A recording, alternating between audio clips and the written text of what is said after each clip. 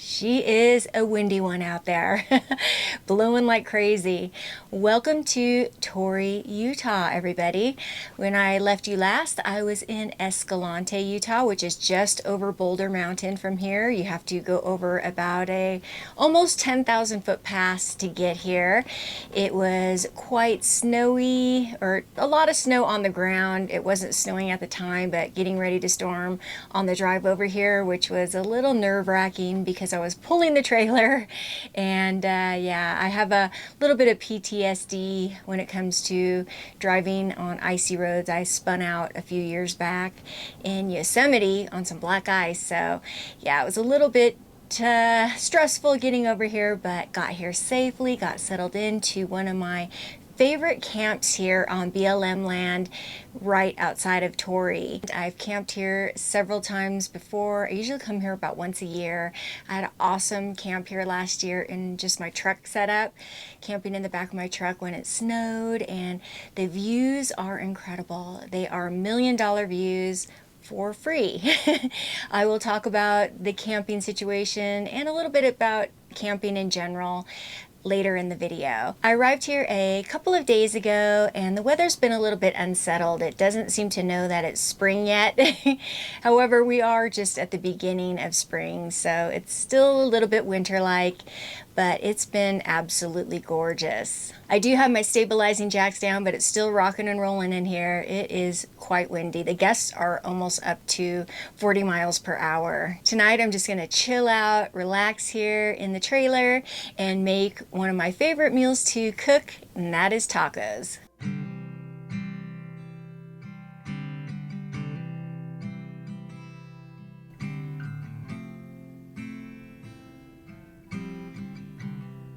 I'm a simple cook, not a fancy cook. I make simple foods that taste good to me. I save a lot of money living on the road by cooking my own meals instead of eating out. I've never liked the pre-shaped store-bought taco shells. I prefer to fry my own, and my trick is frying them in olive oil. It gives them a light, flaky consistency and adds to the flavor as well.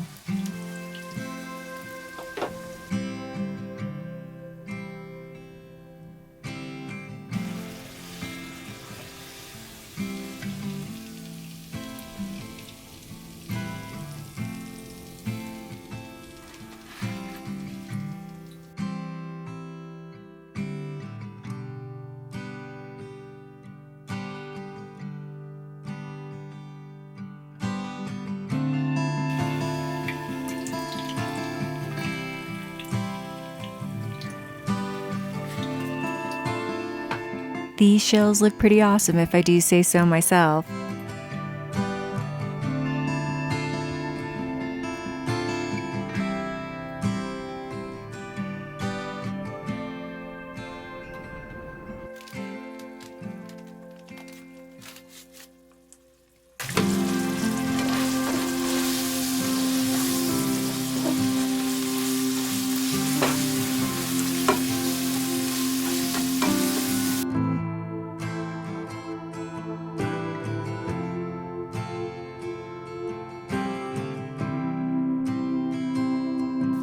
The best thing about taco nights is there are always leftovers.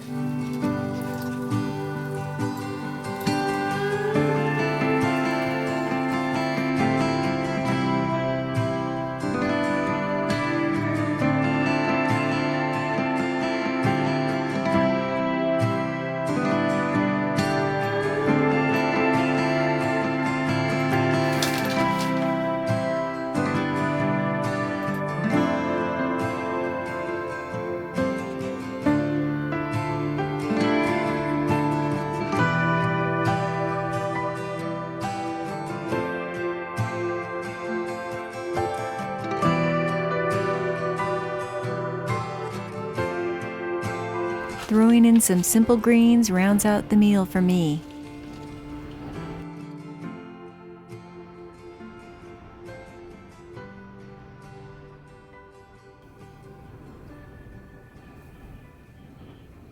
And the wind continued to howl for the rest of the evening. Have Have I mentioned lately how much I love my AG1? I am asked constantly how it tastes. Trust me, I would not drink it if it didn't taste good. It has hints of pineapple and vanilla. It doesn't taste like a chocolate shake, I'm not gonna lie, but it has a very good flavor that I really enjoy. Whether it's a new resolution or just a recommitment to living healthy, be sure to start your mornings with AG1. Thanks to a science-driven blend of prebiotics, probiotics, and digestive enzymes, AG1 helps support gut health no matter where your health journey takes you. Just 1 scoop daily and 8 ounces of water is packed with 75 vitamins and minerals, whole food sourced ingredients that help with gut health, stress and mood balance, focus and energy, and immune defense. Living on the road for almost 5 years now, routine is something that is very hard to maintain, but not with AG1. AG1 makes it so easy to take care of my health on a daily basis. With essential vitamins, minerals, and whole food sourced antioxidants like zinc and citrus bioflavonoids, AG1 supports immune defenses in the body. AG1 is tested for 950 impurities, contaminants, and allergens compared to the industry standard of 10 to ensure safety in the absence of harmful substances. I couldn't recommend AG1 any higher, and if you'd like to try it for yourself, go ahead and click that link below. With your first purchase, they will give you a year's supply of vitamin D3, K2, and 5 travel packs for free. Thank you once again to AG1 for sponsoring this video. Now, back to the show.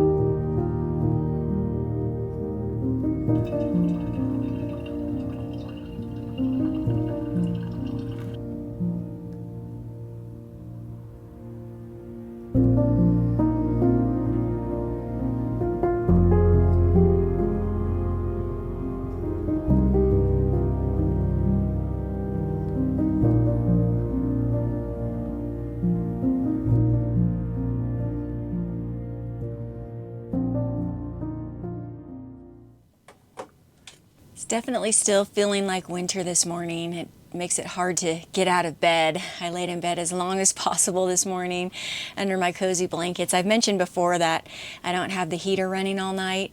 I just have this blanket here, and then I put this super thick, cozy, warm blanket on top of it, and that keeps me warm all night without running the heater.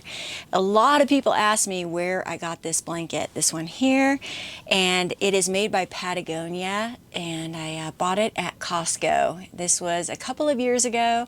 I don't think that they make it anymore. I used to have a link in the description of my videos on where to find it, but I saw that it's no longer available. I did see that there was some for sale on eBay, and it was for a relatively decent price. I think this was about $70 for a Pendleton blanket. It's not wool, it's like some sort of fuzzy material, but I love it.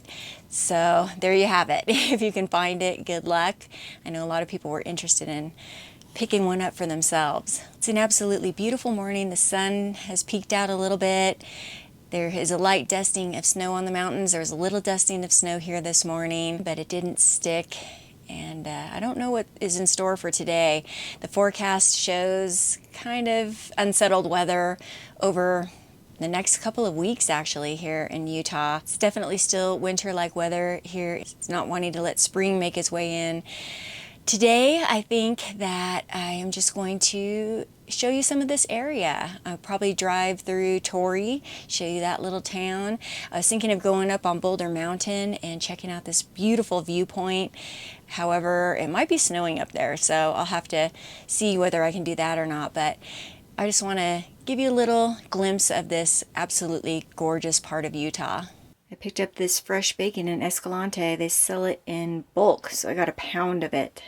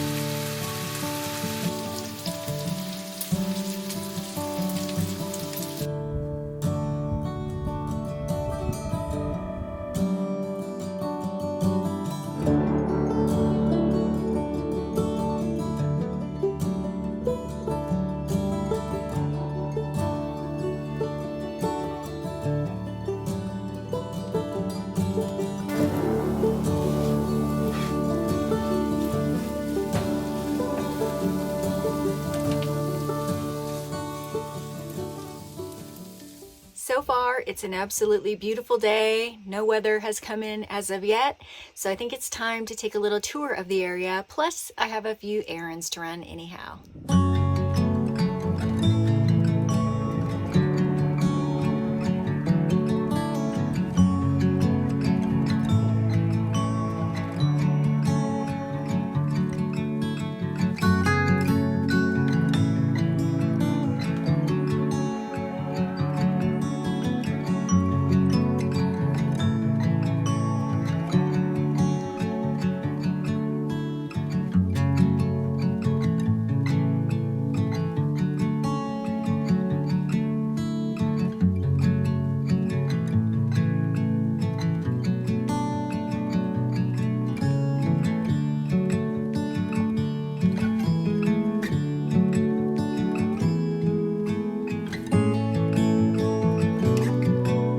State Route 24 runs south from Salina through Sevier County, then east through Wayne County, and northeast through Emery County.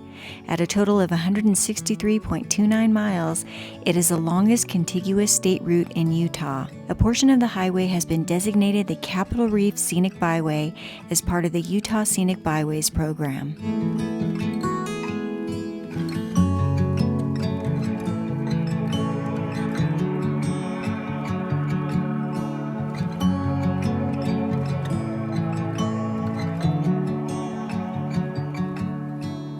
Sit back, relax, and I'll take the wheel. Enjoy riding shotgun with me, won't you?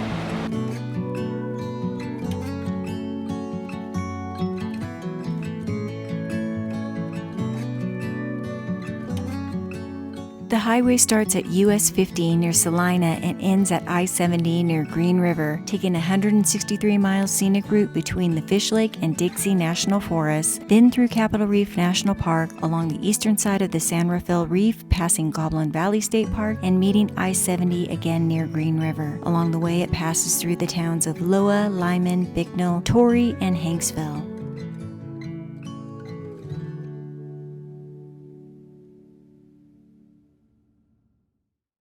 Tori is located 8 miles from Capitol Reef National Park. The town was established in the 1880s by settlers of the Church of Jesus Christ of Latter-day Saints and was initially known as Youngtown after John Willard Young. The town is generally held to be named after J.L. Tori from Pittsburgh, Illinois. Tori was a member of the Wyoming legislature who, upon the advent of the Spanish-American War, achieved national attention by proposing the creation of what became 3 volunteer cavalry regiments made up of cowboys and stockmen. Tori was commissioned colonel of the 2nd Regiment, the Rocky Mountain Riders. The 1st Regiment, the only regiment to see action, was better known as the Rough Riders. Today, it is still a charming small town that caters to the tourists of Capitol Reef National Park. There are several restaurants, a pretty well-stocked general store, and lodging options. I made sure not to miss out on the pie at the Gifford house this year. As you can see, it's been broken into already. On the left is mixed berry, on the right is cherry, and I definitely liked the mixed berry better. Well, unfortunately, the weather has moved in once again. It started raining and it has gotten super windy once again. I don't know if this area is just prone to wind. It's usually windy at least a couple of days during the time that I come here, no matter when I do come here. I know Escalante is very prone to wind as well, so it just comes with the territory, but it is worth it because it is so gorgeous. You definitely have the small town vibe of Tori. And one of the things that I do want to mention is if you are coming to camp in this area, it is a very small town. They only have a general store. They do not have a market. There's no markets close by, so you want to make sure that you're stocked up on food. There aren't a lot of amenities in terms of, like, for instance, showers. I don't have a place that I could just go and take a shower. Like Escalante, they do allow you in the RV parks to purchase showers, even if you're not a guest. Here in Tori, they don't have that option, so I may have to go a little bit further out of Tori to the next town over to get a shower. My hair needs to be washed, that's why I have it braided. So there is a little bit of give and take in terms of coming to some places beautiful. And in terms of the camping itself, I mean, like I said, it's $1 million view at zero cost. One of the things that I did want to touch on, I mentioned earlier in the video, is a little bit more about the camping. This is a BLM site, and I did find it off an app called Campendium. I made a video, I don't know, maybe it was over a year ago, or maybe even 2 years now, where I discussed how I find camping. That is one of my most frequently asked questions. I made a video dedicated to the subject entirely, which I will link below and also at the end of this video, that I get into a lot more detail in.